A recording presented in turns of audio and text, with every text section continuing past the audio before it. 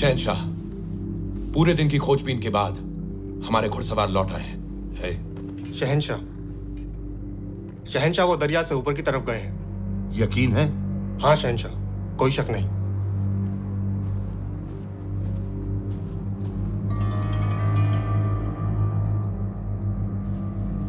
तो अब वो दिल्ली फतेह करना चाहते हैं। ये सदाशिव मेरी उम्मीद से ज्यादा शातिर निकला है। तो अब हम क्या करें? शिकारी शिकार को हासिल करने के लिए क्या करता है? उसका इंतजार। शिकारी शिकार का पीछा करता है। शावली, लश्कर तैयार करो। जो हुक्म शहंशाह। लेकिन दरिया कैसे पार करेंगे? दरिया पार नहीं करेंगे। ये दिल्ली है, यहां हम हैं। हम जमुना के इस तरफ से किनारे को लगकर दिल्ली के लिए रवाना होंगे। उनका हमसाया बन के चलेंगे। दिल्ली पहुंचेंगे तब जमुना पार करेंगे। एक विराट दौड़ शुरू हुई। हम यमुना के दक्षिणी किनारे पर तेजी से ऊपर की ओर बढ़ रहे थे, इस बात से अनजान कि अफगानी सेना नदी के उत्तरी किनारे से पीछा कर रही थी। हम उनसे एक दिन पहले दिल्ली के लाल किले पहुंच गए।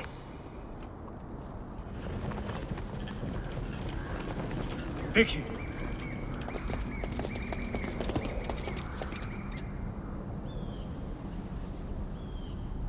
दो घुड़सवारों को आप फौज कहते हैं कासिम?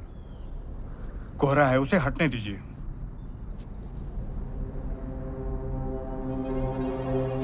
देखा?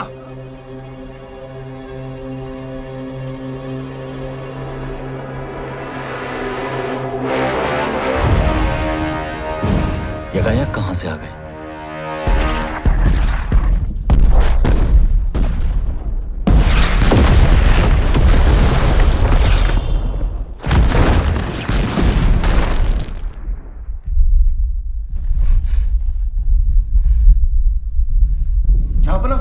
जल्दी चलिए।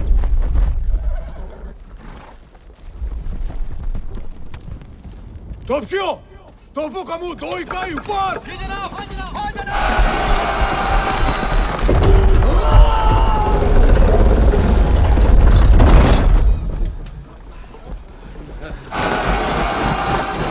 बोला भार। जी जनाब।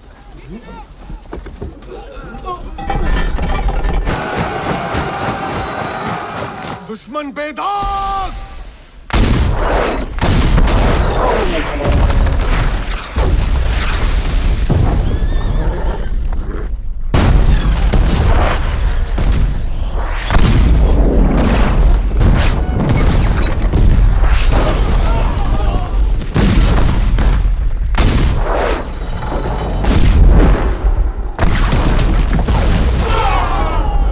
यहां से 20 की गिनती की सारी तोपें 2 इकाई बाएं। किले का दरवाजा तमाम होना चाहिए। हमारे सारे बुर्ज उड़ा दिए। जागो!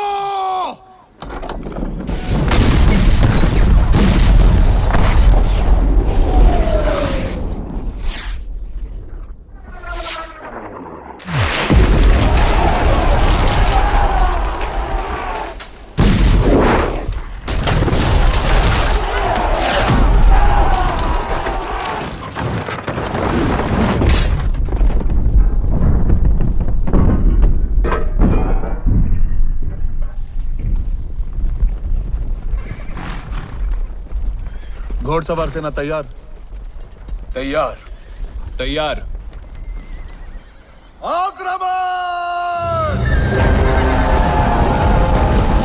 सदियों में पहली बार दिल्ली का तख्ता पलट हुआ था।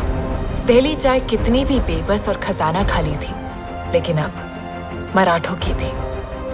जिस सल्तनत ने हमारे छत्रपति शिवाजी महाराज को बारंबार अपमानित किया था, उसी लाल किले पर आज हमारा झंडा लहराने जा रहा था।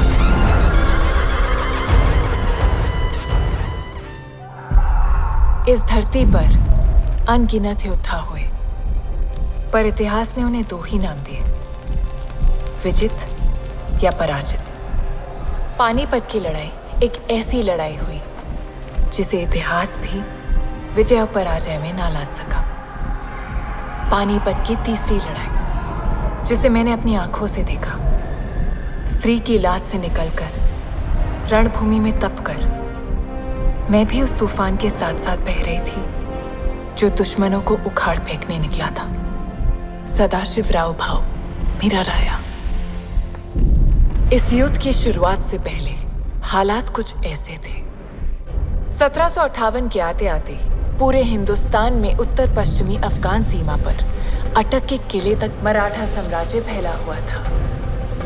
अगर किसी को हम हरा नहीं सके थे तो वो थी हमारे ही पड़ोस की निजामशाही, जिसका मुख्य गढ़ था उदगिरी का किला, जिसे मराठों ने घेर लिया था।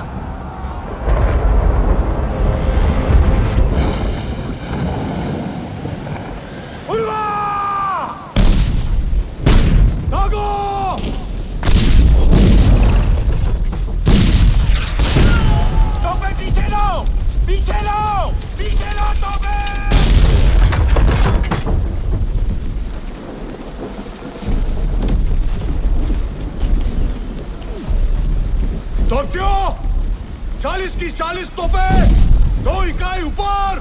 जी जनाब, हाँ जनाब। और हमें कितनी देर इंतजार करना पड़ेगा शमशेर? सदाशिव ने कहा है जब तक किले पर मशाल ना दिखाई दे तब तक तोपें चलती रहनी चाहिए। मैंने सदाशिव से कहा था उदगिरी के इस किले पर हम छापामार युद्ध नहीं कर सकते, लेकिन नहीं, उसे अपनी मनमानी करनी ही थी। राघुबादा, मुझे सदाशिव पर विश्वास है।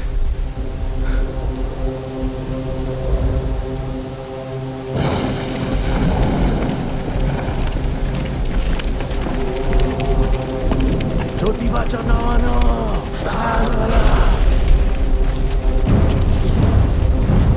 जय भवानी, जय भवानी।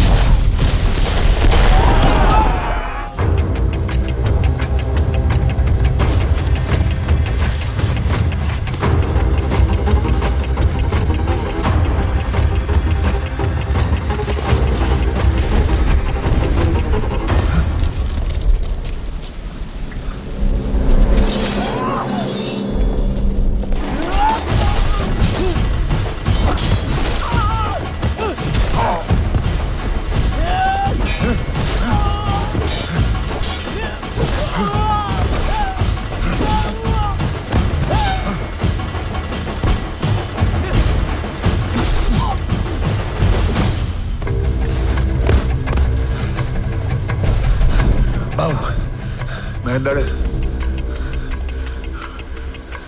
तुम पीछे से मुख्य द्वार के आंगन में पहुंचो, मैं यहां से जाता हूं। घोड़सवार सेना को इशारा करता हूं, हमें जल्द से जल्द मुख्य द्वार खोलना है।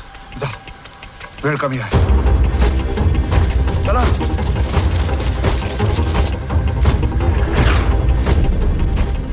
मशाल जल गई। तूफान तैयार।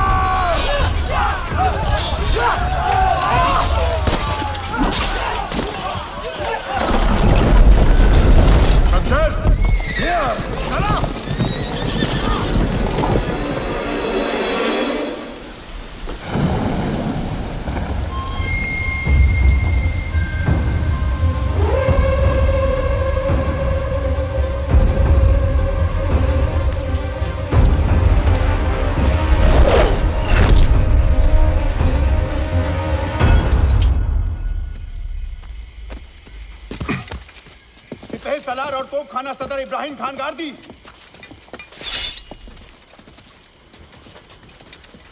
इब्राहिम खान नहीं, सरजमीन पर एक है जहांपना, एक है जिससे आप मदद ले सकते हैं। क्या है कोई ऐसा? अहमद शाह अब्दाली। अब्दाली? हाँ आलमपना, और फिर हम इन मराठाओं को सबक सिखाएंगे।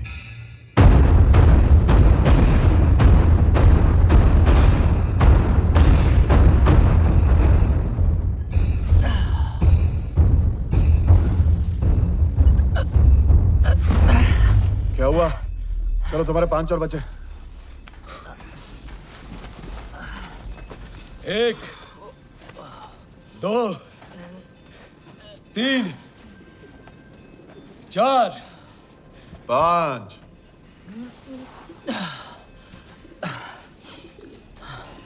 काका देखना, एक दिन मैं भी आपकी तरह ही योद्धा बनूंगा।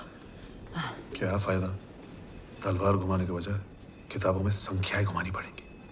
भाव, क्या पता कब मैदानी जंग से बुलावा आ जाए। हमारा बस चले तो कभी ना आए। जी भाभी। बहिनी, आपसे एक बात कह सकती हूँ? शादी ब्याह के अलावा कुछ भी? तुम महरम को चकमा नहीं दे सकते सदाशिव, इसके आगे तो मुझे भी हाँ भरनी पड़ी थी। भली लड़की है, शादी कर लीजिए उससे। शादी? किससे? अच्छा, अनजान मत बनिए, पार्वती से। सदाशिव, महरम ठीक कह रही है। अभी जंग से लौटे हो, कुछ दिन इत्मीनान है। अपने आप के लिए समय नहीं है मेरे पास। मेरा सारा ध्यान काम पे ही है। भाव साहब, काम कलम का हो या लड़ाई का, वो सिर्फ काम होता है। जिंदगी से आप तब रूबरू होते हैं जब आप घर जाते हैं। भाव साहब वैद्यशाला में आ रहे हैं।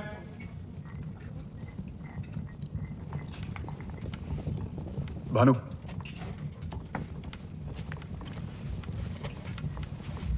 पार्वती कुठे आहे? अब आई उसकी याद। मतलब? वो तो चली गई। चली गई? कहाँ चली गई? अपने पेड़ वाले घर कोंकण। कोकण? क्यों? कशाला? ये आप उसी से जाकर क्यों नहीं पूछते? एक बात बताऊं, आप ना केवल रणभूमि के बाकुरे हैं, दिल के मैदान में एकदम पुस।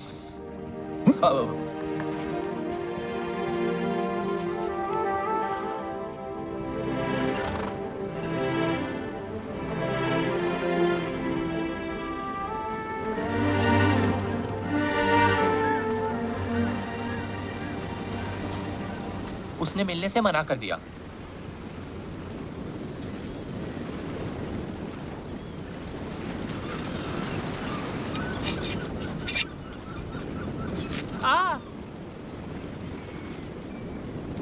ये उसे देना, कहना मुझे घाव लगा है।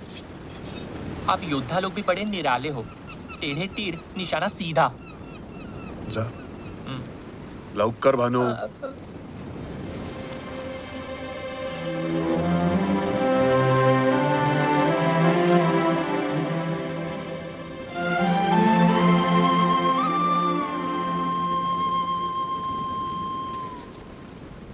आपने किया ये? आप? तुम तो मुझे कभी आप नहीं बुलाते। मतलब बहुत गुस्सा हो। तुमसे मिलने के लिए क्या? यही तो एक तरीका था। तो क्या अपना वैद्य होने का धर्म नहीं निभाओगी? पटिव्या,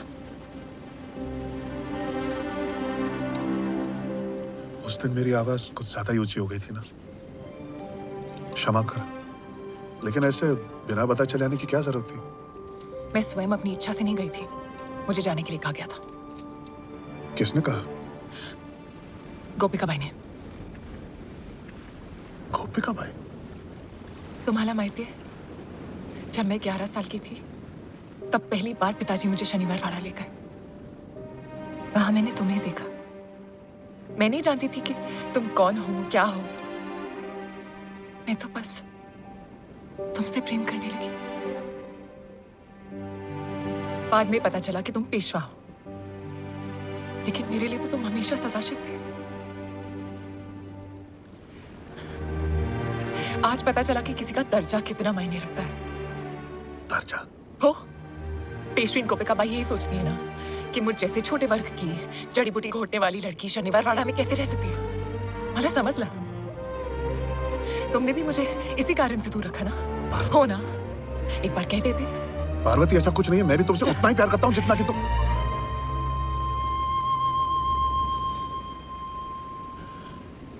तो फिर क्यों? हाँ?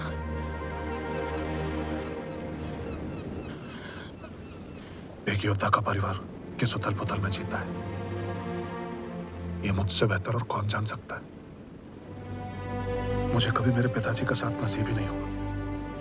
वो हमेशा युद्ध भूमि में रहे, और जब मैं बहुत छोटा था नहीं रहे।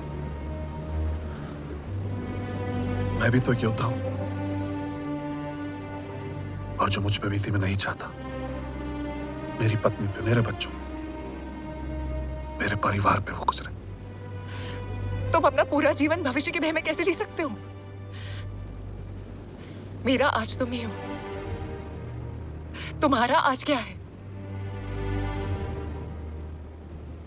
समझ गए? मैं जाती। पार्वती,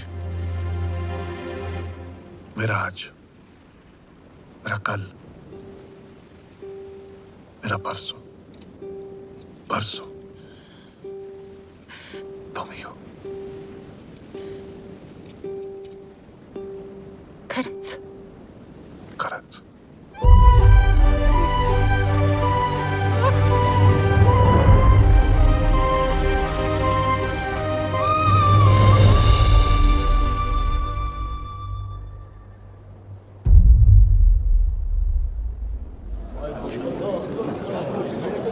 शहंशाह अफगानिस्तान दुर्रे दुर्रानी, आपका फैसला फिर एक बार सही साबित हुआ। जब से हमने विद्रोहियों को कुचल दिया है, किसी की भी फिर से हमारे खिलाफ आवाज उठाने की हिम्मत नहीं हुई है।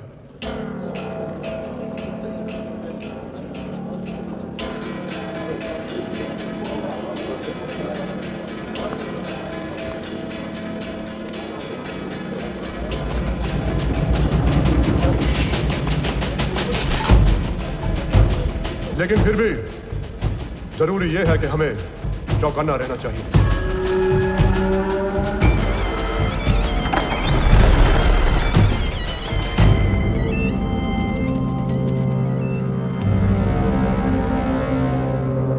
शहंशाह अफगानिस्तान, खबर हिंदुस्तान से। तो आपके सुल्तान नजीबुद्दौला का भाई सुलेमानुद्दौला मिलना चाहता है।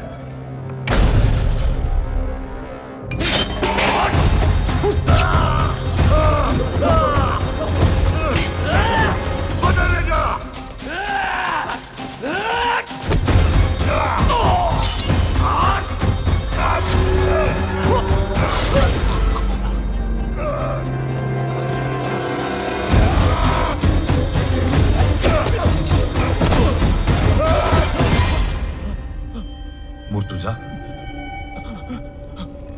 साथ में खेले गए, साथ में पड़े हुए, मेरी मौत की नीलामी किसके लिए? इसके लिए? शहंशाह, माफ कर दे उसे। अहमद, लुत्फन, आखिरकार ये हमारा भाई है। ठीक है सरफराज, लेकिन मेरे पे खंजर उठाने से पहले मुर्तुजा ने सोचा नहीं? अहमद, माफ कर दे मुझे। तुझे नहीं मालूम कि ये मोर कत्तक और ये कोहिनूर बड़ी मशक्कत से पाया जाता है, छीनने से नहीं मिलता। नादिर शाह ने छीनने की कोशिश की, लेकिन ऊपर वाले ने उसकी जिंदगी छीन लिया।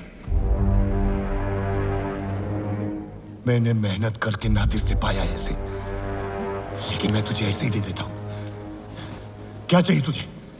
कोहिनूर? हाँ, मैं तुझे कोहिनूर देता हूं। नहीं, नहीं, अहमद नहीं।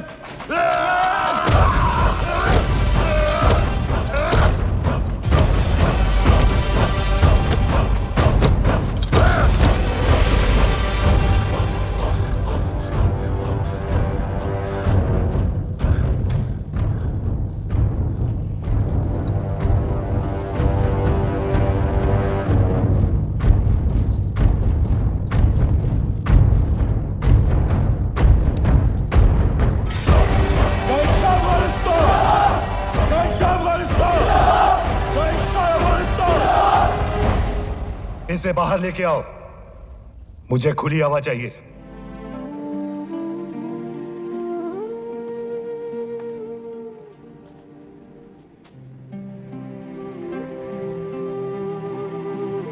तो असल मामला ये है,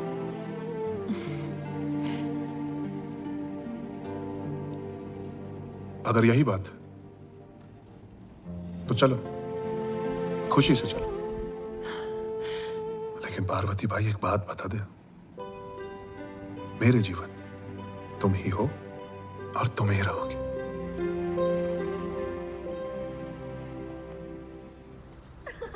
राया, एक बात कहूं? बोला। विश्वास कब तक झूला झूलेगा? उसे पेशवा कैसे बनते हैं उसके नीति नियम सीख लेने होंगे। तो क्या करें? सदाशिव अब्दाली को निश्चित रूप से हरा देगा, फिर दिल्ली पर अपना अधिकार जमा लेगा और हिंदुस्तान का शहंशाह बन जाएगा। मैं केवल ये कहना चाह रही हूँ कि जिस सेना का नेतृत्व सदाशिव कर रहा है, उसका प्रमुख सेनापति हम अपने पुत्र को बना दें, फिर दिल्ली के सिंहासन पर वही बैठेगा। जरा सोचकर देखिए राया, शहंशाह हिंदुस्तान श्रीमंत विश्वास राव पेशवा।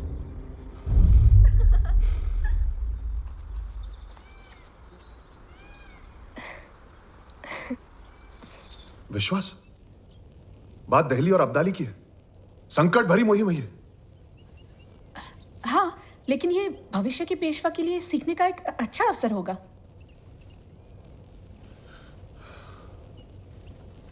दादा, वही नहीं, मैं आपकी दुविधा समझ रहा हूं। आप निश्चिंत रहिए, मुझे सिंहासन की कोई लालसा नहीं। मैं विश्वास को अपने साथ ले जाऊंगा।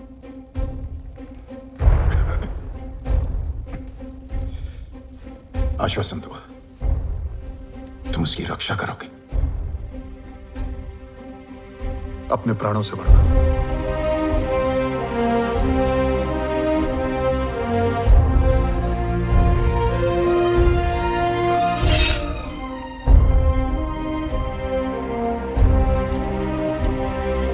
इस बार अब्दाली को ऐसा सबक सिखाओ कि वो दोबारा हिंदुस्तान की तरफ देखने की हिम्मत भी ना करे।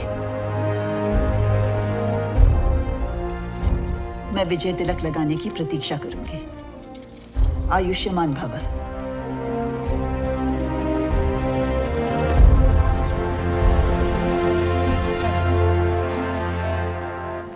आयुष्मान भव।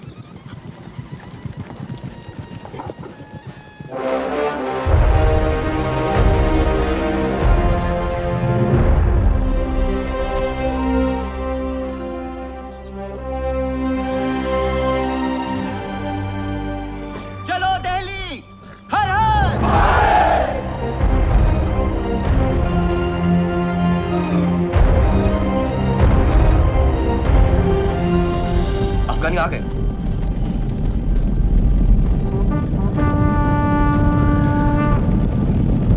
लूट ले आओ। जी जनाब।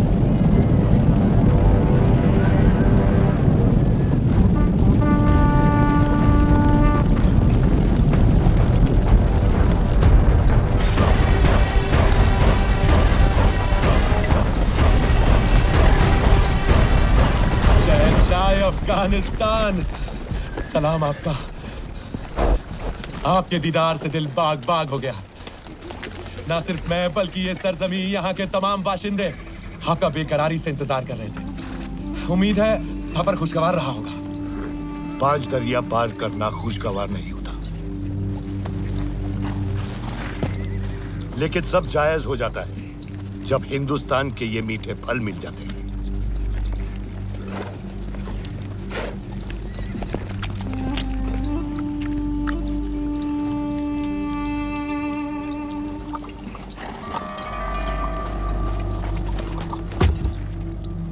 दत्ता जी शिंदे को हरा के जो हासिल हुआ,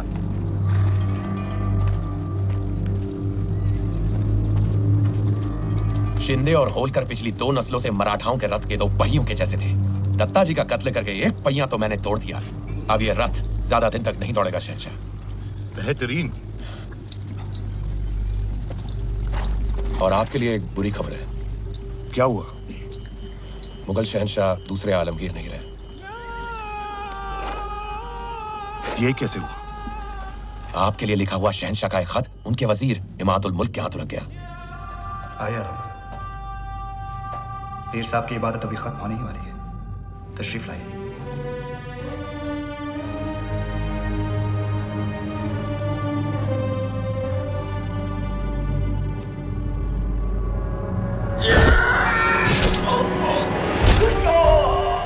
माफी मेरे आलम पना, माफी।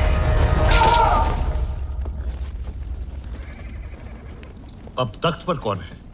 इमाद ने एक और कठपुतली की ताजपोशी कर दी है। शाहजहां 3, लेकिन अब आपके आने की खबर सुनकर इमाद भाग गया है। इमाद को सबक सिखाना पड़ेगा। मैंने अपने सिपह सलार उसके पीछे लगा दिए हैं, देखते हैं कहां तक छिपेगा। वक्त बर्बाद मत कर, दिल्ली रवाना होते हैं। वहां तख्त और लूट लेकर मुझे वापस कंदाहार जाना है, वो भी बारिश से पहले। मेरी एक दरख्वास्त है, मराठा चुप बैठने वाले नहीं है। सदाशिव दत्ता जी की मौत का बदला लेने के लिए पुणे से निकलने ही वाला है, आपको और हमें रोकने। सदाशिव? वो कौन है? पेशवा का चचेरा भाई। वो जरूर दोआब पे हमला करेगा, मेरे रोहिलाबाद के किले पर, जिसे पिछली बार आपने इतनी मशक्कत से हासिल किया था। सिर्फ आप में उसे रोकने की कुव्वत है। दोआब? रोहिलाबाद? लेकिन तूने कहा था कि इस वक्त दिल्ली के तख्त पे कब्जा करना जरूरी है। फिक्र मत कीजिए, दिल्ली को मैंने अपने सिपह सलारों की निगरानी में रखा है। दिल्ली तो है, लेकिन पहले इनको रोकना होगा। समझने की कोशिश करिए शहंशाह, सिर्फ मराठी ही है जो आपके और तख्त के बीच में आ सकते हैं। एक बार इन्हें हरा दिया ना, फिर दिल्ली क्या, पूरा हिंदुस्तान आपका। नजीब, तेरी जो भी मंसूबाबंदी है अगर गलत निकली तो तू जिंदा नहीं रहेगा। कैसे बात कर रहे हो शहंशाह? आप मेरे आका हैं। मेरा मंसूबा सिर्फ आपकी खिदमत करना है। मराठों का लश्कर कितना बड़ा है?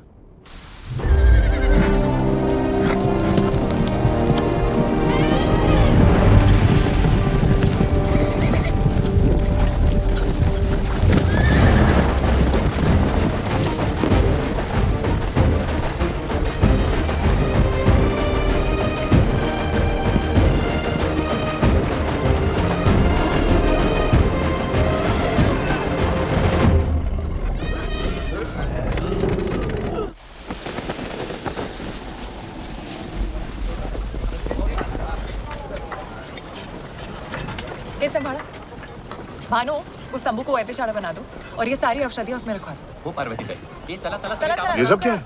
और तुम पूरा शनिवार वाड़ा उठा के ले आई हो। मंजी, तुम मेरी तकलीफें कम करने आई हो या बढ़ाने? ये सारी हमारी जरूरत की चीजें हैं राया। हाँ, लेकिन पड़ाव तो एक ही रात का है ना। ये सब सामान सजाते सजाते सुबह हो जाएगी और फिर इसे समेट के निकलना होगा। कमाल करता तुम्हें पर। इतना लंबा सफर है। कहा था लंबा सफर है, मैंने कहा था तुम नहीं झेल पाओगे, लेकिन तुम बिना जिद्दी पूरा घर साथ लेके निकले। धन्य हाथ। ये कहाँ रखो? मेरे सर वहाँ रख दो। हो भाई सर।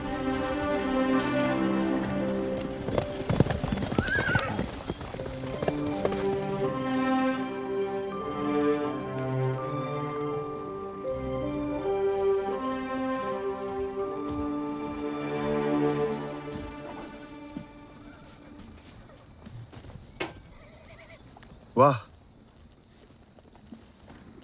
भारत सुंदर सजावले।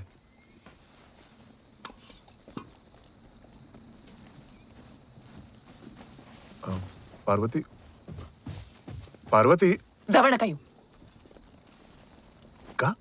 पहाड़ तो बहुत सुना रहे थे भाऊ साहेब। पार्वती, वो तो मैं ऐसे तिथेच थांबा।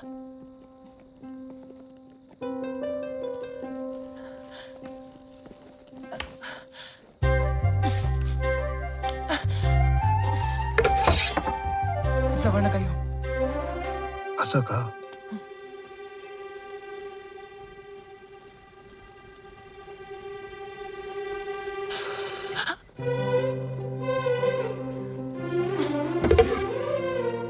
बघा,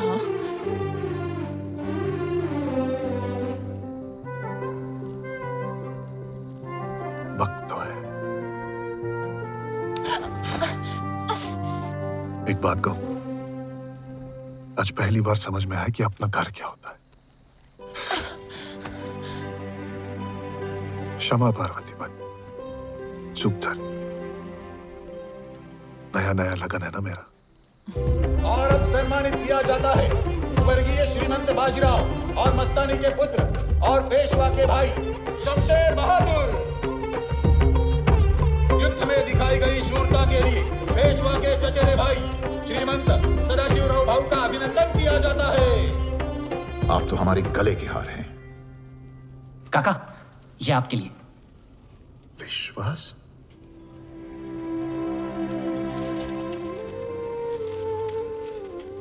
श्रीमान, अब मैं पेश करना चाहूंगा निजाम शाही के सिपह सलार तोपखाना सदर इब्राहिम खान गार्दी को, जो आज से पेशवाओं की सेवा में आ गए हैं।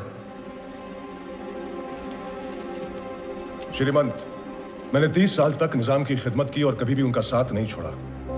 अब जब निजाम शाही नहीं बची तो मैं इब्राहिम खान गार्दी पेशवा सल्तनत के लिए अपनी वफादारी की कसम खाता हूं।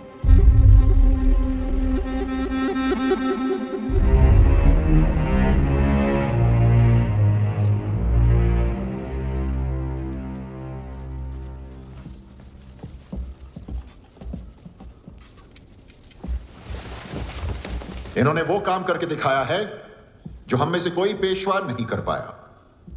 दक्षिण को मुक्त करना हमारे प्यारे छत्रपति शिवाजी महाराज का अधूरा सपना था। उनके गुजर जाने के 80 साल बाद आज हम निजाम को घुटनों पर ले आए। पिताश्री, इसी खुशी में क्या एक महोत्सव नहीं होना चाहिए? अब हम पूरे हिंदुस्तान के शासक बन गए हैं। बेशक महोत्सव होना चाहिए। हमारे पूना के बाहर के सारे सेनापति और प्रमुखों को आमंत्रित किया जाए।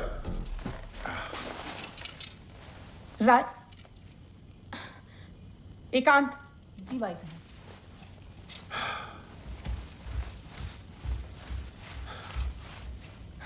राया, शस्त्र पूजन के समय आपने पेशवा तलवार सदाशिव को क्यों दी? वो ऐसा करने की क्या जरूरत थी? आप सदाशिव को इतना मान क्यों दे रहे हैं? क्योंकि उसी ने तो निजाम शाही को जड़ से मिटाया है। तुम्हें परेशानी क्या है? अपने आप को पेशवा समझने लगा है वो। उदगिरी में एक मुसलमान सरदार को राघोबा की सहमति के बिना ही भर्ती कर लिया उसने। वो मुसलमान सरदार हिंदुस्तान का सर्वश्रेष्ठ तोपची है। छत्रपति शिवाजी महाराज की सेना में मुसलमान भी थे। राया, आप बात को समझ ही नहीं रहे हैं। आज सदाशिव ने राघोबा की बात नहीं मानी, कल वो आपकी भी अनसुनी कर सकता है। आप बात समझ नहीं रही हैं। सदाशिव का हर कदम हमेशा मराठा साम्राज्य के हित में ही रहा है। ईश्वर न करे अगर आपको कुछ हो गया और वो मराठा साम्राज्य के हित में स्वयं पेशवा बन बैठा, तब क्या होगा हमारी विश्वास का? हाँ, राघोबा पहले ही मेरे जी का जंजाल है और अब सदाशिव। मुझे पूरा भरोसा है उसकी निष्ठा पर। तुम्हारे बेटे पर वो अपनी जान छिड़कता है और विश्वास भी उसे उतना ही प्यार करता है। विश्वास तो बच्चा है, पर आपके भोलेपन पे मुझे आश्चर्य हो रहा है। तो क्या चाहते हैं आप? क्या करूं? ये भी मैं बताऊं? पेशवा आप हैं कि मैं? इतने युद्धों के कर्ज का भार हमारे साम्राज्य को आर्थिक संकट में डाल रहा है। जी, सो तो है। तुम बुद्धिमान हो, विश्वसनीय हो और लोगों से काम लेना जानते हो। ये तुम ही कर सकते हो। मुझे करना क्या होगा ये तो बताइए श्रीमंत। मैं तुम्हें धन मंत्री तैनात करता हूं।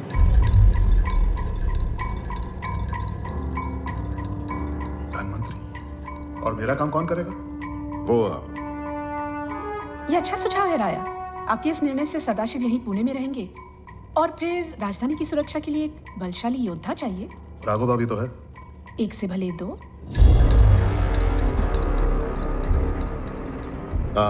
गुनो जी आपको सारी जानकारी दे देंगे।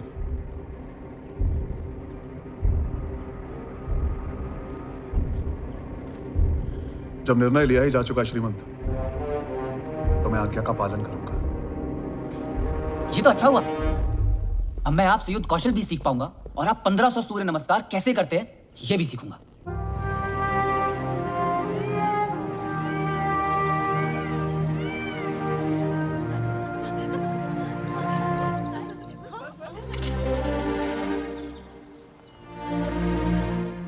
मी येते.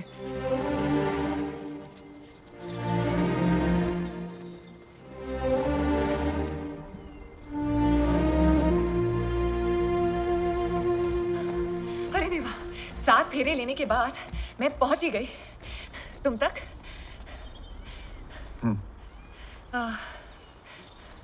सुना है तुम्हें धनवंतरी बना दिया. बरं झालं. मेरा मन कहता है कि तुम ये काम भी निपुणता से करोगे.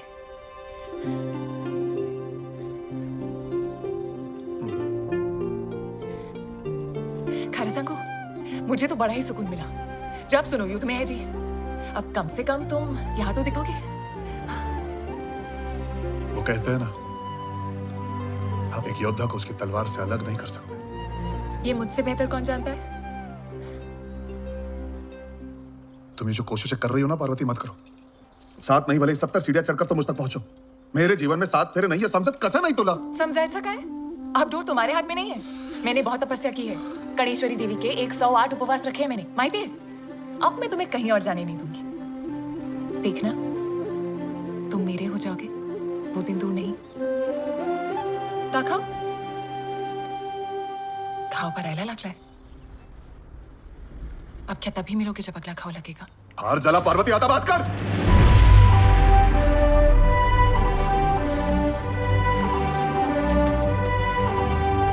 पार्वती, पार्वती, पार्वती.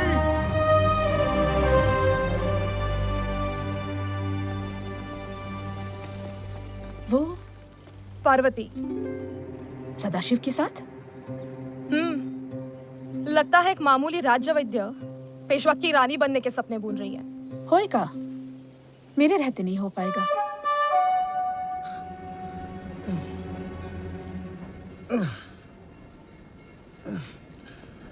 मराठा राज्यों के बाहर से कितनी रकम आती है? जो रियासतें हमारे अधीन हैं वो 1/4 देती हैं, लेकिन उत्तर दिशा में कई ऐसे हैं जो रोज नए नए बहाने बनाते हैं और एक ढेला तक नहीं देते. उन्हें तत्काल पत्र भेजकर अंतिम चेतावनी दी जाए. हस्ताक्षर नहीं करूंगा. एक देनदार कुछ ज्यादा ही उद्दंड हो रहा है श्रीमंत. उसकी रकम भी सबसे ज्यादा है. कौन है वो? नजीब-उद-दौला, मुगलों का मीर बख्शी. हाँ, लेकिन वो रहता है दोआब के इलाके में, गंगा यमुना के बीच रोहिलाबाद के किले में. कितने ही पत्र भेजने के बावजूद वो अपनी देनदारी पूरी नहीं कर रहा है. टाल जाता है. साम दाम का इस्तेमाल कर लिया. अब दंड का समय आ गया है. आप तो यहाँ हैं, दंड कैसे देंगे? हम दत्ता जी शिंदे जी को भेज सकते हैं. उत्तर में हमारे सबसे बड़े सरदार हैं. दत्ता जी बा नजीब पे भारी पड़ेंगे. और एक और फरमान मुगलों के लिए जारी किया जाए. जी श्रीमान.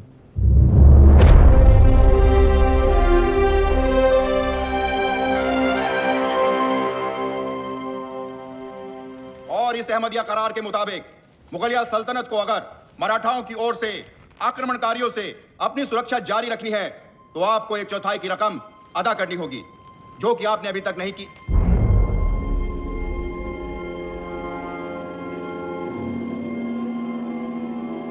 करार की इज्जत की जाएगी. आलम बना, आप इन मराठाओं की धौंस पट्टी में मत आइए.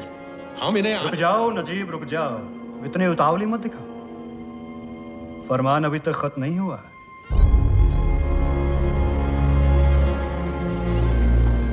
और नजीब-उद-दौला की नाफरमानी को देखते हुए उसे मुगल दरबार में मीर बख्श के औहदे से इसी वक्त बेदखल किया जाता है. दस्तखत सदाशिव राव भाऊ पेशवा.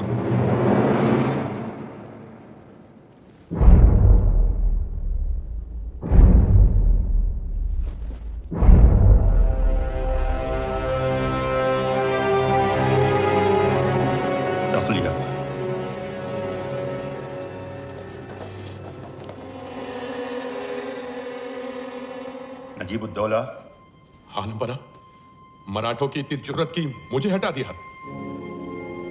हम क्या करते हैं? आखिर हमें भी तो उनकी सरपरस्ती की जरूरत है. जहां बना, इसका मतलब ये नहीं कि ये हम पर हुकूमत चला सके. उन्हीं की शह पे ये इमाद इतना फुदक रहा है. उसकी हिम्मत आपसे इस तरह पेश आ रहा है, देखकर मुझे हैरानी होती, खासकर जब उसे पता है कि आपके अंदर शाही खून दौड़ रहा है. उसी शाही खून की बदौलत तो जिंदा हैं हम आज तक। जहां पनाह से मौत को सजा देनी होगी। कौन देगा उसे सजा? उसके सर पर मराठों का हाथ है और मराठों के खिलाफ जाने वाला कोई है?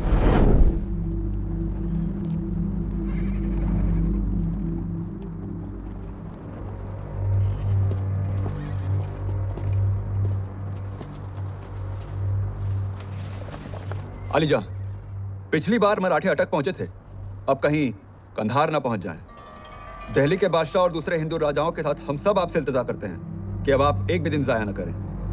आए और हमें आजाद कराएं और खुद हिंदुस्तान का बादशाह बनकर अपना सही मुकाम हासिल करें। आपका दस्त बस्ता खादिम नजीब उद्दौला। बहुत अच्छी खबर है अलीजा। दिल्ली फतेह करने के बेशुमार फायदे होंगे। इतना खुशबाश मत हो। यह नजीब चाहता है कि हम उसकी लड़ाई लड़ें और पूरे जंग का खर्चा हमारे ऊपर आए और वो वहां बैठे बैठे हमारी फतेह का मुनाफा गिनता रहे और फिर वो चाहेगा कि खुद तक नशीन हो जाए। जलील है वो। अलीजा, मुझे नहीं लगता वो आपके साथ ऐसे करने की जुर्रत करेगा। जरा गौर करे शहंशाह, फारसी लोग हमारी सल्तनत को हथियाना चाहते हैं और सिर्फ बागी नहीं, तेरे बिरादर भी आंख तख्त पर आग गड़ाए हुए हैं। तूने अभी देखा, अगर तो हिंदुस्तान का बादशाह बन जाता है तो तेरी सल्तनत बंगाल तक फैली होगी और तब कोई भी फारसी फिर से तुझसे मुकाबला करने की सोचेंगे भी नहीं। हमारे खजाने भी खाली हो रहे हैं। यहाँ की फिक्र मत कर अहमद, मैं संभाल लूंगा। वक्त आ गया है अब दिल्ली फतेह करने का।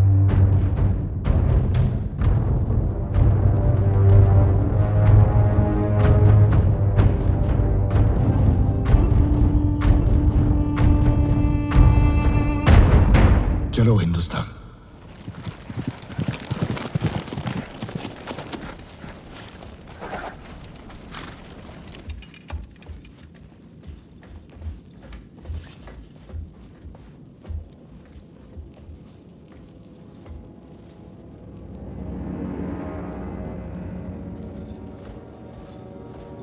दादा, क्या हुआ?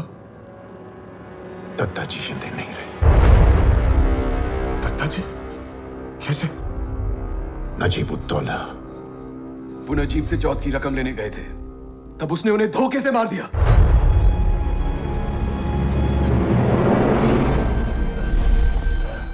तो तुमने ऐलान किया था कि मेरा सर धड़ से अलग करोगे। लो कर दो अलग। लो ना ये सर। तुम तो पहले ही अपना सर अब्दाली के पैरों पे रख चुके हो। तो अब क्या करोगे? और लड़ोगे? बचेंगे तो और भी लड़ेंगे।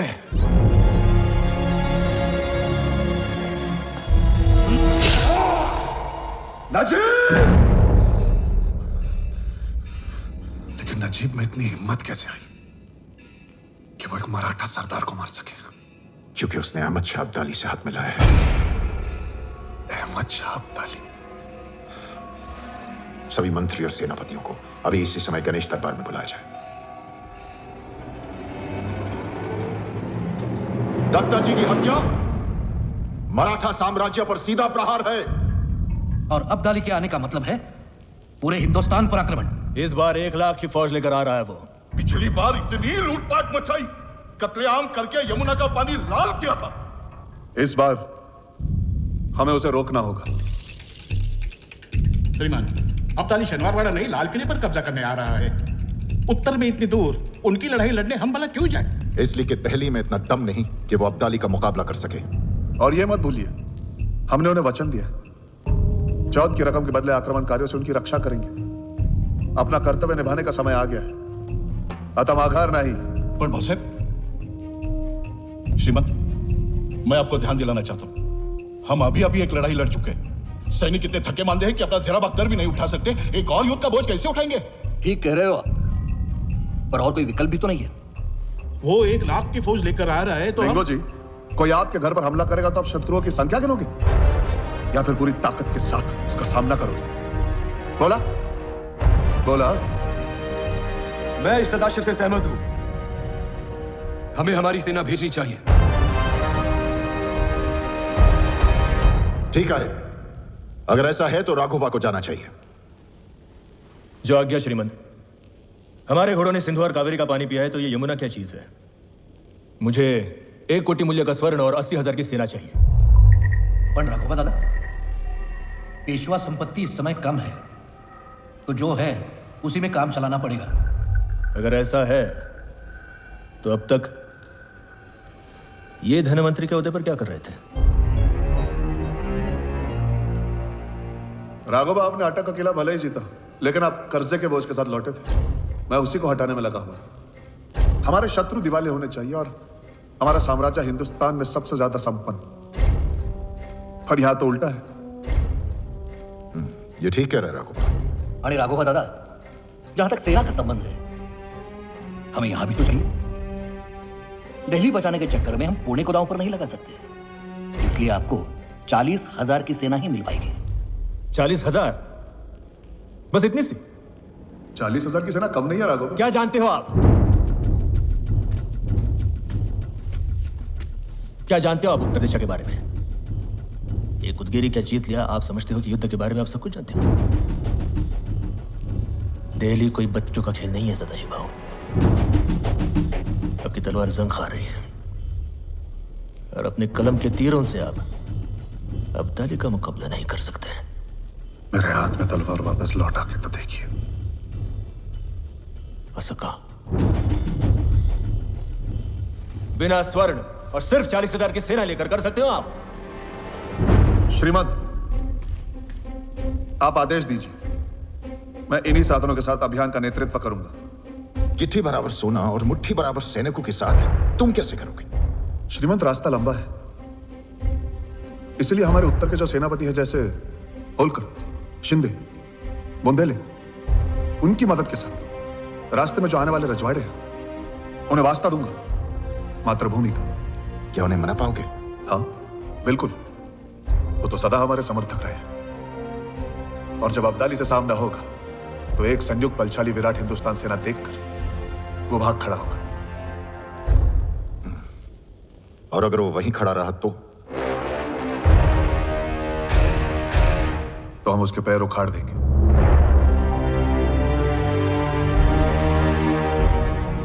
निर्णय हो गया। सदाशिवराव भाऊ पेशवा अभियान का नेतृत्व करेंगे। ईश्वर करे कि सरिया ध्वज को नई ऊंचाइयां मिले।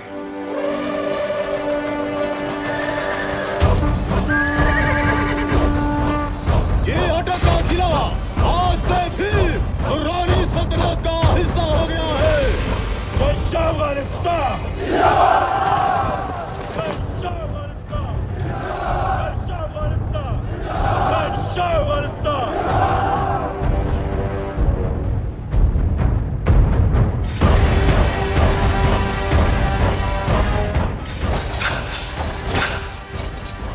ऐसे दान पट्टे कितने हैं?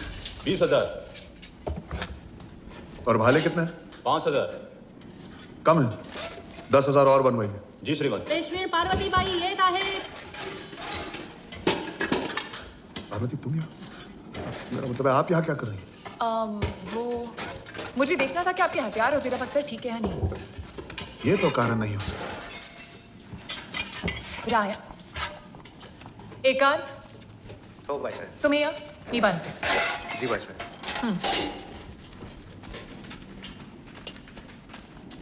मैं भी तुम्हारे साथ मुहिम पर चलूंगी। कशाला? एक वैद्य होने के नाते मुहिम में मेरी जरूरत पड़ेगी। बीमारियां हरूंगी, अवसर आया तो घाव भरूंगी। हात्या? सही कहा, मुहिम तो यह है, लेकिन युद्ध की आशंका के साथ मैं गृहस्थी लाद कर नहीं चल सकता। काहे तुम ही पण एक धनवंतरी होते हुए लाभ हानि का अंतर नहीं जानते? मेरी वहां बहुत जरूरत पड़ेगी। पार्वती, मुहिम कष्टदायक होगी। तो मुझे अपनी ढाल बनाकर ले चलो। सुख में पीछे रहूंगी और दुख में आगे आ जाऊंगी। हम तंबू शामियाने में रहेंगे। तंबू शामियाने में रहना गोपिका बाई के तानों में रहने से अच्छा है।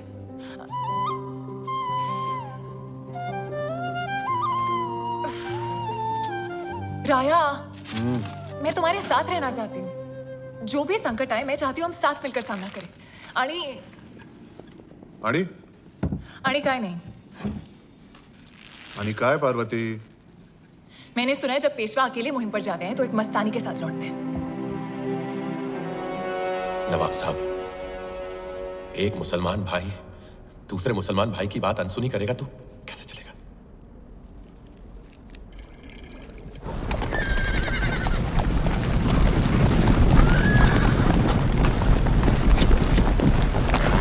नमस्कार गोविंद पंत जी।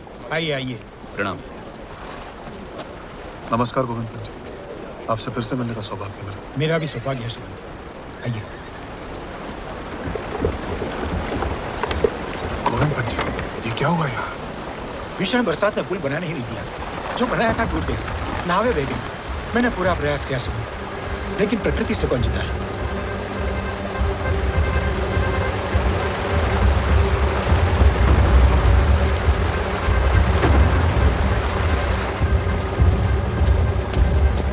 जब तक पानी का स्तर नीचे नहीं आ जाता, हम पुल दोबारा बनाना शुरू नहीं कर सकते।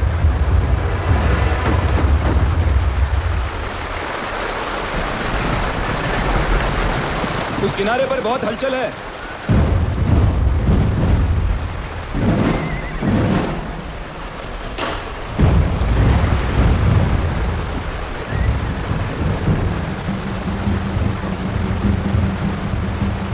ये अब्दाली की फौज है, नजीबुद्दौला की फौज भी साथ में है।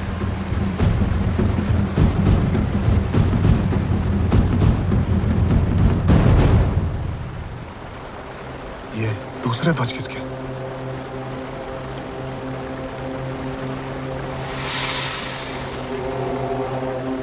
क्षमा करिए, बुरा समाचार है। वो दूसरे ध्वज शुजाउद्दौला के हैं। उसे हाँ कहने के बाद जाहिर है वो पलट गए हैं। शुजाउद्दौला ने हमारे साथ विश्वासघात किया है।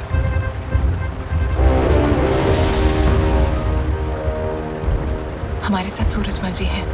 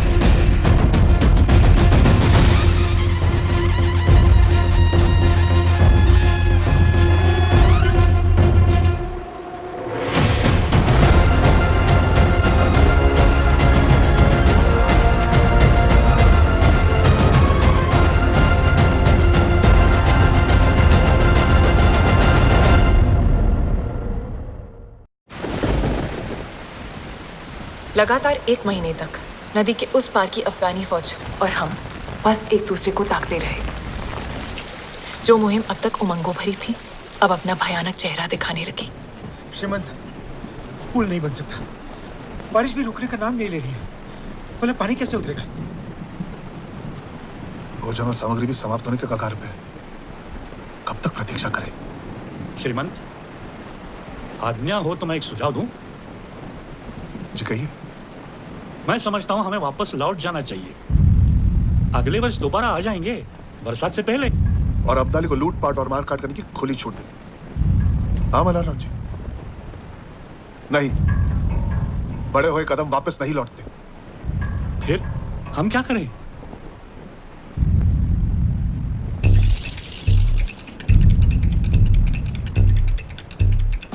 अगर हम नदी पार नहीं कर सकते तो इसका मतलब वो भी नहीं कर सकता। हाँ तो हम पीछे लौटने के बजाय आगे बढ़ेंगे। मैं नहीं समझो। राजा जी, हमारी योजना क्या थी? हम रोहिलाबाद में नजीब और अब्दाली को परास्त करके दिल्ली जाएंगे, लेकिन अब क्योंकि हम यमुना पार नहीं कर सकते, हमारे पास आगे बढ़ने का एक ही रास्ता है। हम यमुना के साथ साथ इस किनारे से लगकर दिल्ली की तरफ जाएंगे और दिल्ली हासिल करेंगे। और एक बार दिल्ली पे अधिकार जमा लिया तो हम वहीं से यमुना पार करेंगे और अब्दाली पर हमला बोल देंगे। ये बहुत अच्छी योजना है श्रीमंत। अच्छी है, सच्चाई अच्छी है। लेकिन काका, भोजन सामग्री के बिना हम दिल्ली तक पहुंचेंगे कैसे? सूरजमल जी, मल्हाराव जी, इस तरफ कोई ऐसा है जिसे संपर्क कर सकते हैं? जी। अब मदद के लिए कोई नहीं बचा। हम यहाँ के सारे राजाओं से संपर्क कर चुके हैं। एक संभावना हते सकीना बेगम, पति के गुजरबे के बाद वो ही गद्दी संभालत रही है, लेकिन गांव पे भरोसा ना करे और गठबंधन फटबंधन पे विश्वास ना रखे। सही कह रहे हैं। आप कहें तो मैं जा सकती हूँ। लेकिन वहीनी वो किसी से मिलती ही नहीं है। एक औरत से मिलने के लिए तैयार हो जाए, शायद।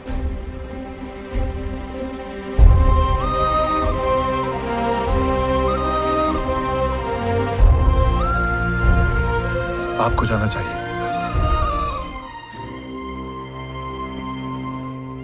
नम्रता और दृढ़ता ऐसी चाबियां हैं जिनसे कोई भी ताला खोला जा सकता है। कई संदेश भेजने के बाद सकीना बेगम मुझसे मिलने के लिए तैयार हो गई। चश्मे नूर, राहते दर्दे रियाया, जीनते मुल्क, बेगम सकीना तशरीफ ला रही है। श्रीमंत सदाशिवराव भाऊ पेशवा की धर्मपत्नी पेशवीन पार्वतीबाई। तशरीफ रखिए। मुझसे मिलने के लिए धन्यवाद। आप हमसे क्या चाहती हैं? ज्यादा कुछ नहीं, बस मेरी सेना के लिए कुछ दिनों का रसद साधन सामग्री, ताकि हम दिल्ली जा सके। बहुत उम्मीद लेकर आई हूं कि आप मदद करेंगे। एक बार हमने आपकी फौज को यहाँ आने दिया तो उन्हें हमारा तख्त पलटने में देर नहीं लगेगी। बेगम आपा जरा सोचिए, अगर पेशवा की नजर आपकी सल्तनत पर होती तो वो अपनी फौज भेजते, अपनी पेशवीन को नहीं। मैं तो आपके पास दोस्ती का हाथ बढ़ाने आई हूँ। पार्वती बाई, दोस्तों से ज्यादा डर लगता है। आप दिल्ली क्यों जा रही हैं? अहमद शाह अब्दाली को रोकने। तब तो और भी मुश्किल है। अगर हमने आपकी मदद की तो अब्दाली हमारी रियाया को तबाह कर देगा। ऐसी ही एक जंग में हम अपना शौहर खो चुके हैं। जंग तो मर्दों के अहम का, अना का खेल है। खुद फना हो जाते हैं और विवाहों और लावारिस बच्चों को रोता बिलखता छोड़ जाते हैं। मैं समझ सकती हूँ आपा, पर फिर भी ये जानकारी मुझे रोक नहीं पाई। कोसों दूर से जान हथेली पर रखकर अपने पति के साथ आई हूं, क्योंकि मुझे उनके नेक इरादों पर पूरा भरोसा है। उनकी जंग इस देश के लिए है। आपके स्वर्गीय शौहर ने भी इसी देश के लिए अपना बलिदान दिया था ना? हाँ, बलिदान? हाँ, बलिदान दिया उन्होंने। और अब आप अपनी रियासत उन्हीं की तरह बखूबी चला रहे हैं। हाँ आपा, मैं जानती हूं कि ठीक मेरी ही तरह आप भी किसी शाही खानदान। माफ किया, दोबारा नहीं होना चाहिए।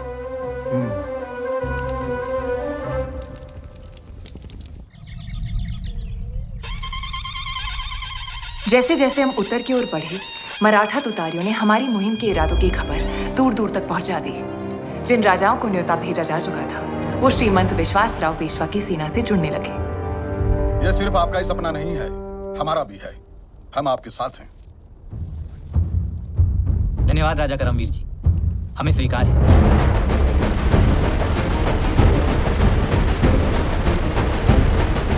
आपकी इस मुहिम से जुड़ने में हमें कोई आपत्ति नहीं है।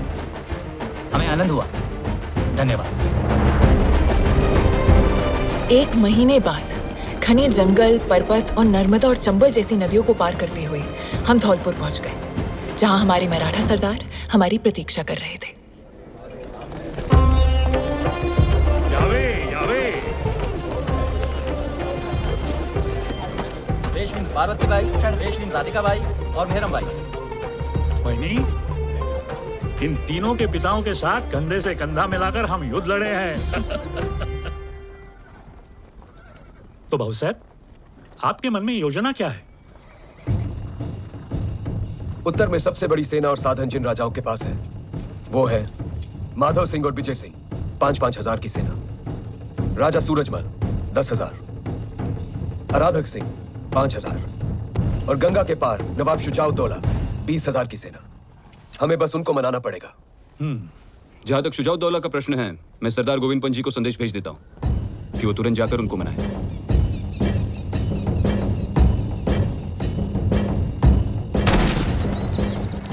नवाब साहब, आपके लिए सदाशिवराव भाऊ का एक बहुत जरूरी संदेश आया है। मैं जानता हूं क्या है।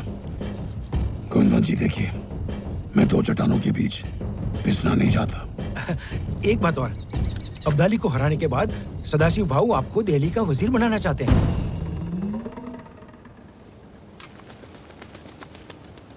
क्या सदाशिव ये बात मुझे करारनामे पर लिख कर देंगे? श्रीमंत आपका साथ चाहते हैं। आपकी तसल्ली के लिए आपको करारनामा मिल जाएगा। तो फिर हमारी बंदूकें आपकी। शुजा तो मान जाएगा, लेकिन सूरजमल? सूरजमल जी तो आपके खास हैं। मुझे लगा था आप उनको साथ ले आएंगे। कोशिश तो बहुत की, लेकिन माने नहीं। ठीक है, तो उन्हें भी संदेश भेज दे कि जल्द से जल्द आकर हमसे मिले। नहीं, वो एक राजा है, हम उनसे स्वयं मिलने जाएंगे। क्षमा करियो श्रीमंत, ऊपर से हर 2 महीने आपके खलीते आते रहे चौथ की रकम के लिए। सूरजमल जी, आपकी जितनी बाकी रकम मैं माफ करने के लिए तैयार हूं, लेकिन यह समय आपस में बैर रखने का नहीं, हाथ मिलाने का है। सो तो है ही। हम भी एकता में विश्वास रखे हैं जी। हम तुम पेशवान थे हमेशा अच्छो संबंध बना के रखना चाहें जी। इसी कारण तो आपके वजीर को पनाह दे रखी है। वजीर? इमादुल मुल्क यहाँ है? हाँ जी, वजीर आजम को ले आओ। आश्चर्य है, वो आपके साथ मिल गया और हमें सूचना तक नहीं की। आओ वजीर आओ। इमादुल मुल्क, तुम्हारी इतनी हिम्मत कि तुमने बादशाह का खून कर दिया। श्रीमंत, आलमगीर मराठा सल्तनत के लिए खतरा बनता जा रहा था। फिर भी तुम होते कौन हो उसे मारने वाले? तुम्हें अधिकार किसने दिया? पेशवाओं ने तो नहीं दिया। मैंने किया, लेकिन किसके लिए? पेशवाओं? बकवास! खतरा भागते ही तुम दिल्ली से भाग निकले, वो भी पेशवाओं के लिए किया। क्या ला अटक करा? रुक जाओ भाऊ साहब, इनको पना मैंने दी है।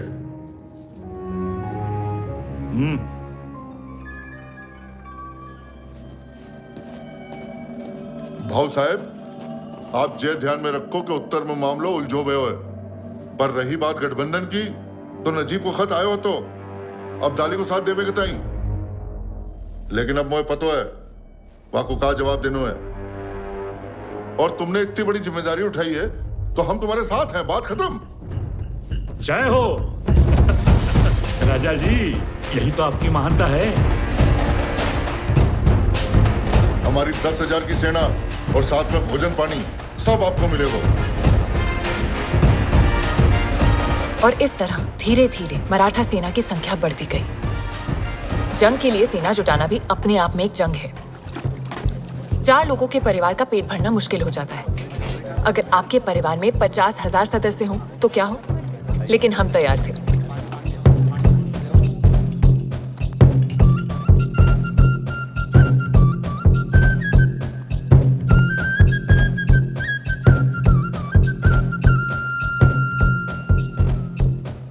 हमारी सेना आपके लिए तैयार है। राजा आराधक सिंह का संदेश सुनते ही खुशहाली सी छा गई। राया की योजना काम कर रही थी। ऐसा लग रहा था जैसे सब हमारे साथ हैं। अब प्रतीक्षा थी तो राजा माधव सिंह और राजा विजय सिंह की।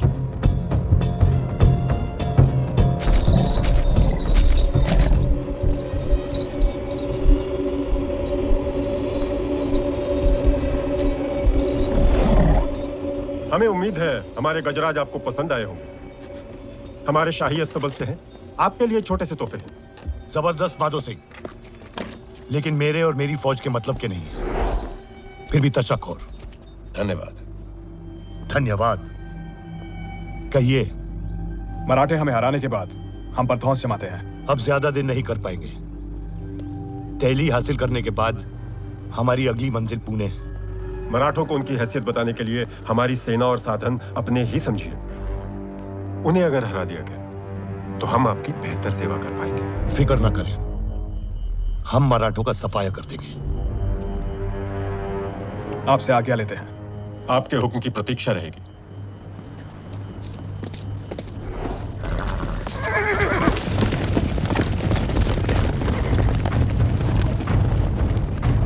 बहुत अच्छे नजीब जी। ज्यादा से ज्यादा राजाओं को अपनी तरफ मिलाने की कोशिश कर। ये हिंदुस्तानी एक दूसरे के सबसे बड़े दुश्मन हैं, लड़ते रहते हैं आपस में। इनकी आपसी रंजिशों का फायदा उठा। कोशिश करता हूं शेख जी। अगला राजा कौन है? नवाब शुजाउद्दौला।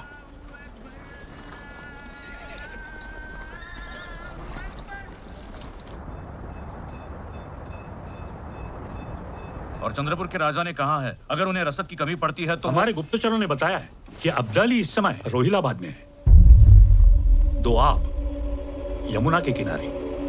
तो अब हमें दिल्ली के बजाय रोहिलाबाद जाना चाहिए। शमशेर, हम यहाँ हैं और अब्दाली वहां, बीच में यमुना है, केवल 200 कोस की दूरी रह गई है। ठीक है, तो मैं गोविंद पंत जी को खबर कर देता हूँ कि वो तुरंत यमुना पर पुल बनाना शुरू कर दे।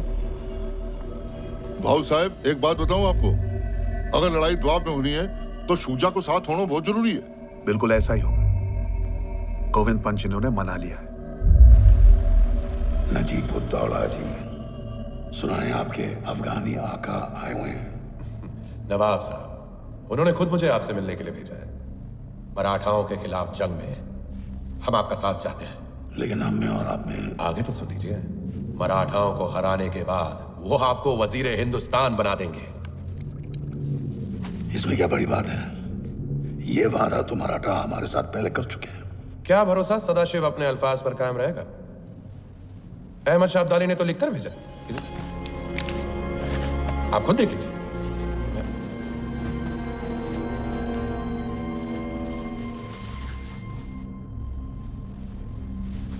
कैसे भरोसा करें उस पर? आप मुझ पर भरोसा कीजिए, मेरे बुलाने पर ही तो वो आए हैं। और हम आप पर भरोसा करें? हमारे दरमियान तो 100 दरारें पहले से हैं। मैं तमाम दरारें भर देना चाहता हूं नवाब साहब। देखिए, एक बात तो साफ है, इस जंग में पलड़ा उसी का भारी होगा जिसकी तरफ आप होंगे। जरा सोचिए, फिर आप होंगे दिल्ली के वजीर और आप शहंशाह। नहीं नहीं, मैं मीर बख्शी ही रहूंगा, आपके ज़हरे साया। तख्त पर किसी मुगलिया कठपुतली को बिठा देंगे और उसके धागे अपने हाथों में।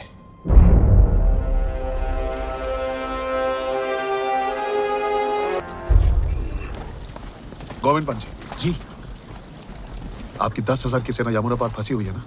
जी। यमुना का पानी उतरते ही आप उनके पास वापस लौट जाइए और प्रतीक्षा कीजिए। मुझे जैसे ही आपकी आवश्यकता होगी मैं संदेश भिजवाऊंगा। जी श्रीमान। तो चलो, अब्दाली के नाक के नीचे से दिल्ली निकालते हैं।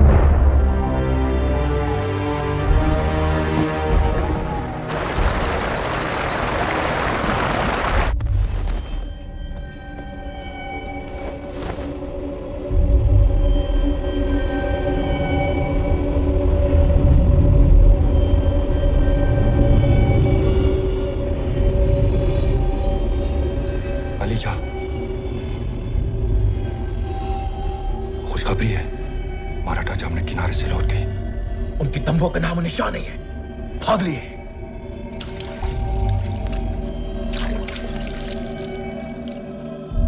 मराठा यहां से भाग गए। और करते भी क्या? इस बाढ़ के पानी में जमुना तो पार करने से रहे। जमुना ने बचा लिया उन्हें, वरना काफिरों को नेस्तनाबूद कर देते। मुझे नहीं लगता कि वो इतने जल्दी मैदान छोड़ देंगे। नजीब जी, पता करो कहाँ गायब हो गए और क्या है उनके इरादे।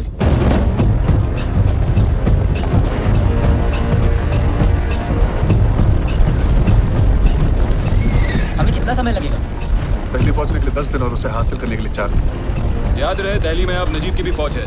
मैं आपको दिल्ली 4 नहीं 1 दिन में दिला दूंगा। वहां की किलेबंदी देखी है मैंने। क्या तुम्हें पूरा यकीन?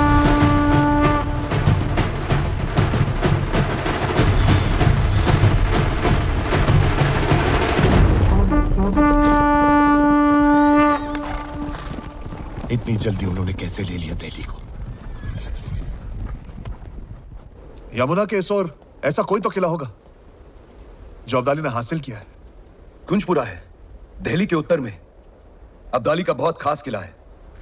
नजीब जी, तू इससे बचा नहीं पाया? मैं खुद हैरत में हूं शहंशाह। मैंने यहाँ अपना सबसे अच्छा सिपह सालार लगाया था। तुम्हारा सबसे अच्छा निकम्मा निकला नजीब। मुझे यहाँ पहले आना चाहिए था। वो सदाशिव खतरनाक साबित होता जा रहा है। जंग की तैयारी करो। इसके पहले कि अब्दाली यमुना पार करे, हमें कुंजपुरा जीतना है। हमने कुंजपुरा के किले को भी उतनी ही आसानी से जीत लिया जितने कि लाल किले को। ऐसा लगने लगा कि हमारी सभी समस्याएं समाप्त हो गईं। लेकिन हमें पता था कि हमने एक राक्षस को ललकारा है।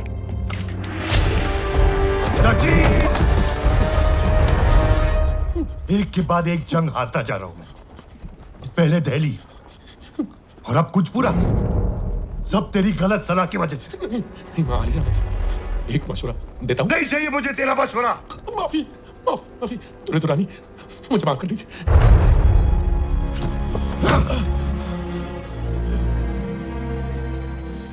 मैं यहां फंसा हुआ हूं और सदाशिव मेरे इलाके में घुस रहा है।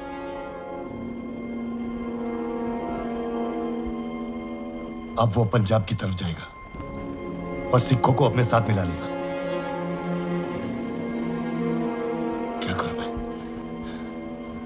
क्या करूं मैं? उसे रोकना होगा। मुझे जमुना पार करनी है। इस वक्त मुनासिब नहीं होगा शहंशाह।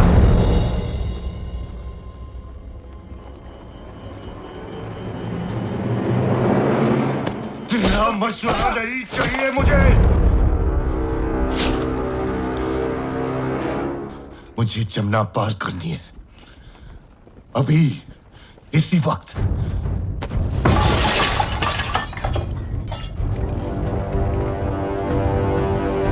मुझे जमुना पार करनी है।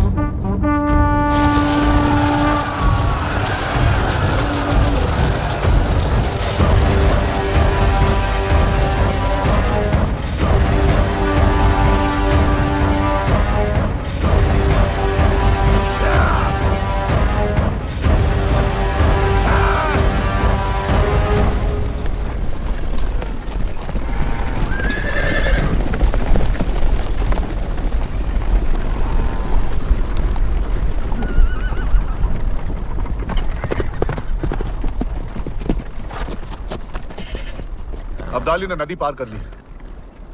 हमारे पीछे आ रहा है। केवल 100 कोस दूर है। तब तो हम सीखों तक नहीं पहुंच पाएंगे। अगर हम अपनी गति धीमी कर लें और रात में भी चलें? सिर्फ सेना होती तो ये हो सकता था, लेकिन इतनी महिलाएं और लोगों के साथ ये नामुमकिन है। यहां पास ही में पानीपत का किला है, हम वहां जा सकते हैं। जिस मौके का इंतजार था आ गया है। तलवारें खींच लो। हम अब्दाली का सामना वही करेंगे, पानीपत में। पानीपत का नाम सुनकर ही मुझे डर लगने लगा था। ऐसा लगा कि अब युद्ध को टाला नहीं जा सकता।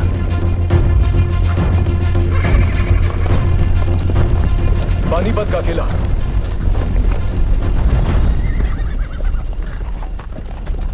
ये किला तो बहुत ही छोटा है, हमें सहारा नहीं दे पाएगा।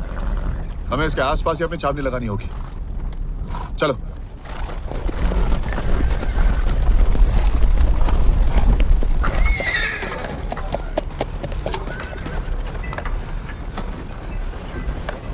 मैंदड़े, हमें जल्द से जल्द खंडक खोदना होगा। जी।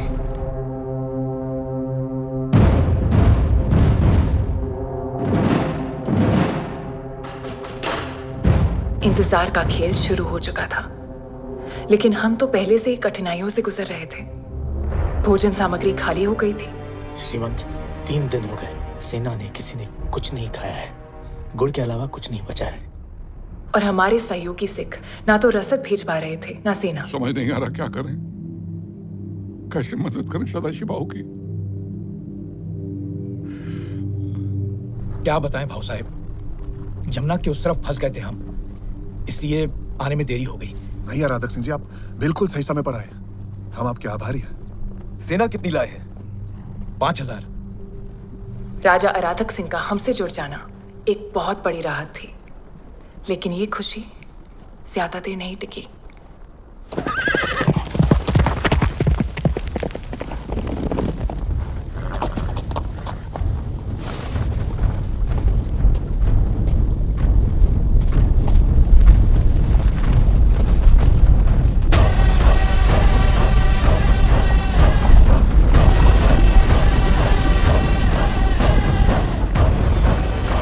हमारे बीच कोई दरिया नहीं है। सदाशिव राव भाव पेशवा। अब्दाली, अब हमारे बीच सिर्फ पानीपत की ये रणभूमि है। महीनों की लुक्का छुपी, जोड़ तोड़ और नक्शे बदलते बनाते मराठा और अफगान पानीपत के मैदान में आमने सामने आ गए। आश्चर्य की बात यह थी कि दोनों एक दूसरे का रास्ता रोके खड़े थे। हमारे पीछे था कंधार और उनके पीछे पुणे।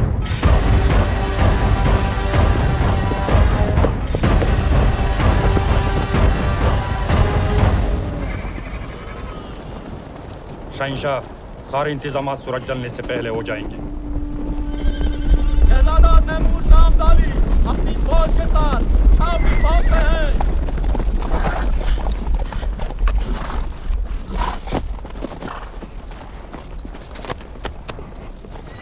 तैमूर, तू बड़ी जल्दी आ गया। आपका पैगाम मिलते ही मैं पंजाब से रवाना हो गया।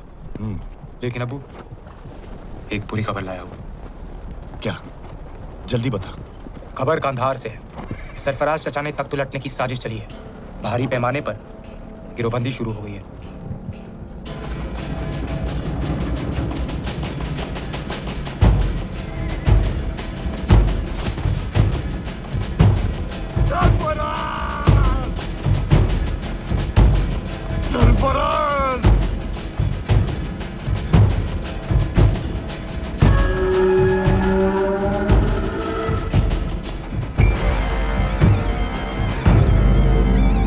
मुझे वापस जाना होगा। मुझे कांदाहार वापस जाना होगा। फौरन। कांदाहार? ये आप कैसे कर सकते हैं? हिंदुस्तान को जीतने के लिए मैं अफगानिस्तान को दांव पे नहीं लगाऊंगा। मैं समझ रहा हूं शहंशाह, लेकिन सवाल यह है कि आप जाएंगे कैसे? मराठा फौज ने आपका रास्ता रोक रखा है शहंशाह। सामने देखिए हुजूर, सामने देखिए।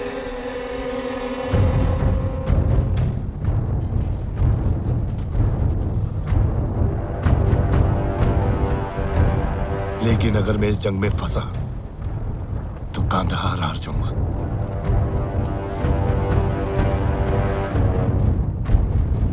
ठीक है, अगर नहीं जा सकता तो सुलेनामी का पैगाम भेजो। अब ये इतना सब कुछ सुलेनामी के खातिर किया? अजीब, मुझे सदाशिव के साथ सुलह करनी है। इंतजाम कर। जी हुजूर।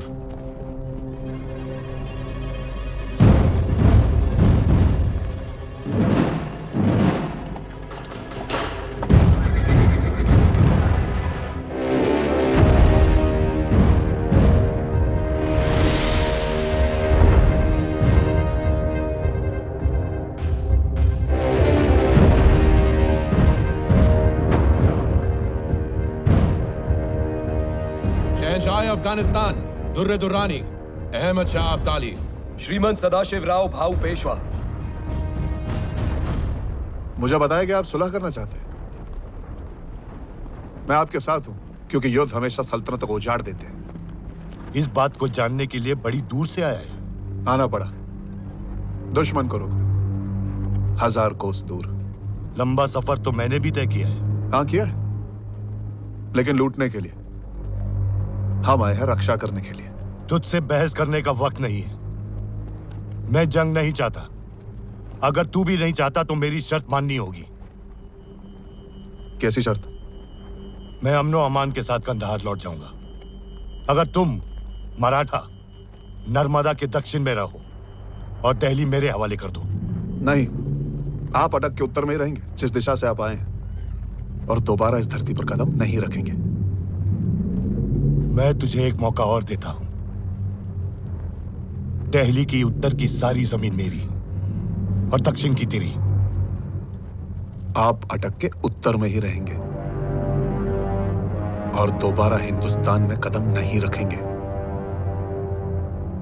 मुझे केवल यही शर्त स्वीकार है। जहां मैं खड़ा हूं वहां से उत्तर का सब मेरा, बाकी सब तेरा। नहीं।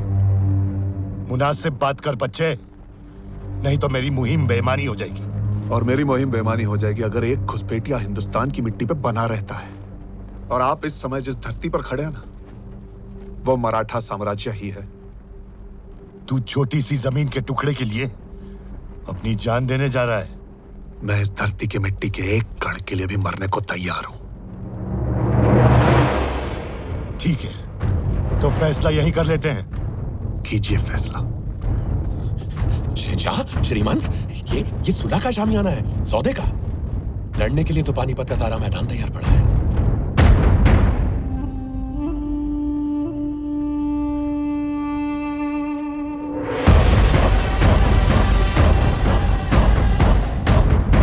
अब पहले हिंदुस्तान, फिर अफगानिस्तान। सही कहा, हिंदुस्तान सदा पहले ही रहेगा।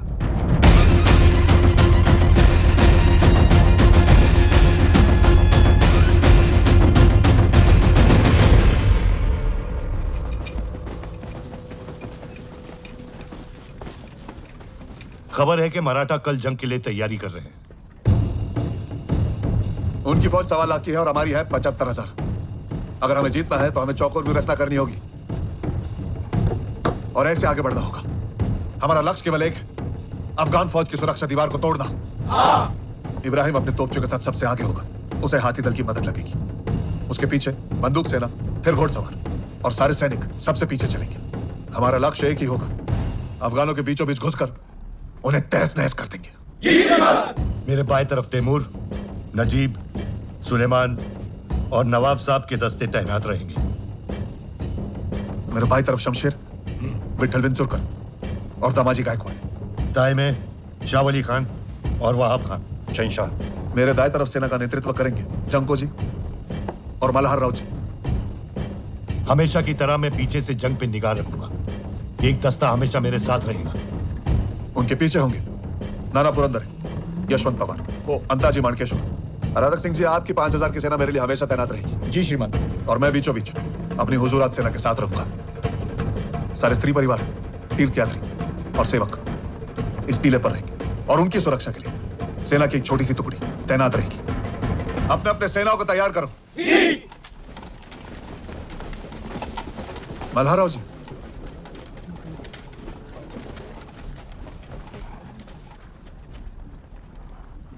अगर अनहोनी हो जाए तो सारी स्त्रियों को सुरक्षित स्थान पर पहुंचाना आपकी जिम्मेदारी।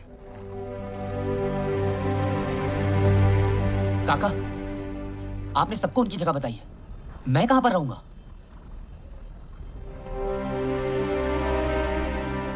मैं कहीं नहीं जा रहा हूं। तुम वापस जाओगे विश्वास, पीछे के रास्ते से। कोई नहीं देख पाएगा तुम्हें। नहीं, मैं आपके साथ लड़ूंगा। तुम नहीं लड़ोगे, तुम मेरी जिम्मेदारी हो। मैं किसी की जिम्मेदारी नहीं हूं।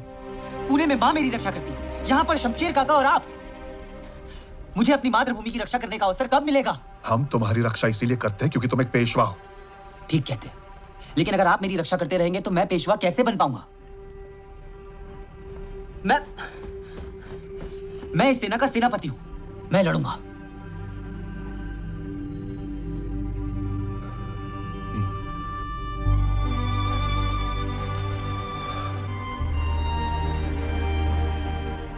ठीक है, तुम शमशेर और मेरे बीच में रहोगे, एक हाथी पर सवार, मेरे हाथी के पास। लेकिन मेरी एक शर्त है, तुम कभी भी अपने हाथी से नीचे नहीं उतरोगे।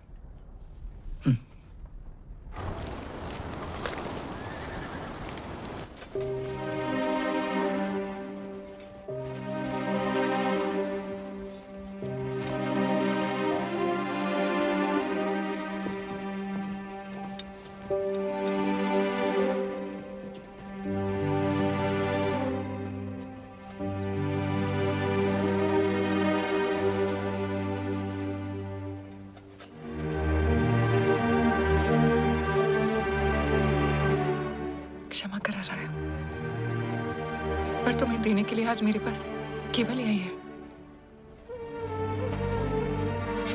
गुड़ का पानी। तुमने पिया?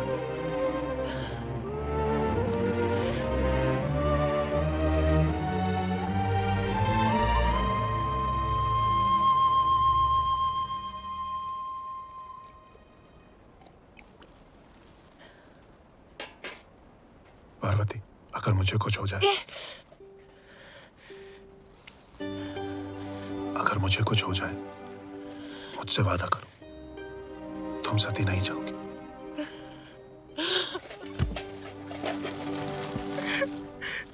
पार्वती, पार्वती, वादा करो तुम सती नहीं जाओगी।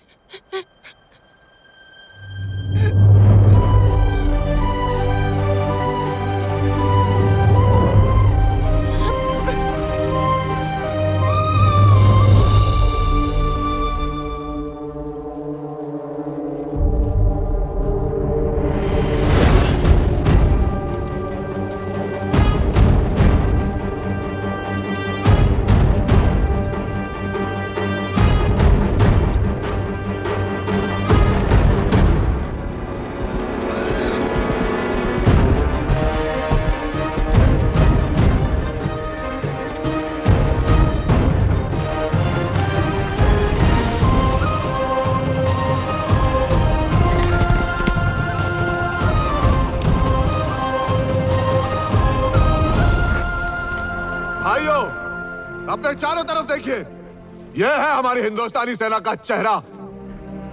इसमें हिंदू हैं, मुसलमान हैं, अलग अलग जाति के लोग, किसान, सब अपनी देश के रक्षा के लिए एक साथ होकर खड़े हैं। तुम अपनी इस धरती के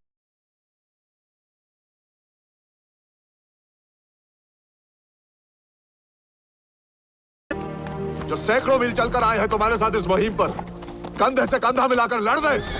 और वो किस लिए? उस आक्रमणकारी को रोकने के लिए है। हाँ श्रीमंत। हाँ श्रीमंत। मैदान में उतरकर अपनी पूरी ताकत से उसका सामना करो, ताकि अब्दाली को भी पता लग जाए कि अभी तक हमारे धरती पर वीर योद्धा खत्म नहीं हुए हैं। जी श्रीमंत। जी श्रीमंत। और जहां तक हमारे अंदर के भूख का सवाल है, हम उसे दुश्मन के खून से मिटाएंगे।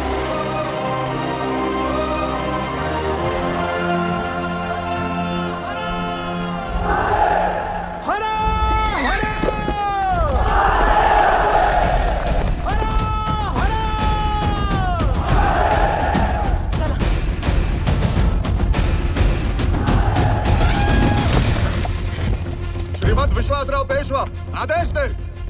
चौकोर की रचना प्रारंभ हो। सेना आगे बढ़। आगे बढ़ो। और ना ही आप किसी नवाब की बेटी है। हम दोनों आम आदमी का दर्द समझते हैं, है ना? जंग में सबसे ज्यादा नुकसान तो उन्हीं का होता है। उन्हें बचाने के लिए हमें एकजुट होना ही पड़ेगा। हमारे मरहूम शौहर का भी यही मानना था, और इसी वजह से वो जान खो बैठे। अगर आज वो जिंदा होते और मैं उनसे मिलने आती, तो क्या उनका जवाब भी इनकार में ही होता? वो क्या कहते, इतना बता दीजिए, मैं लौट जाऊंगी।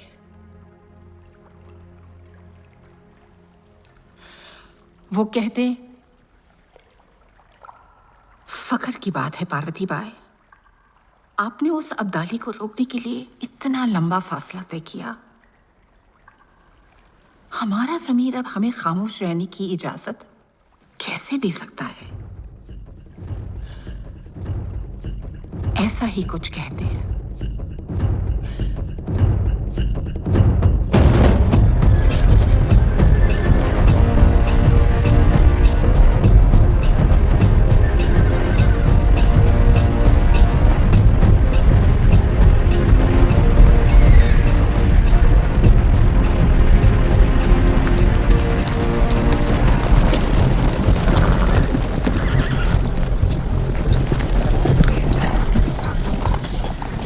बोरी मकई और चावल और 5000 सिपाही।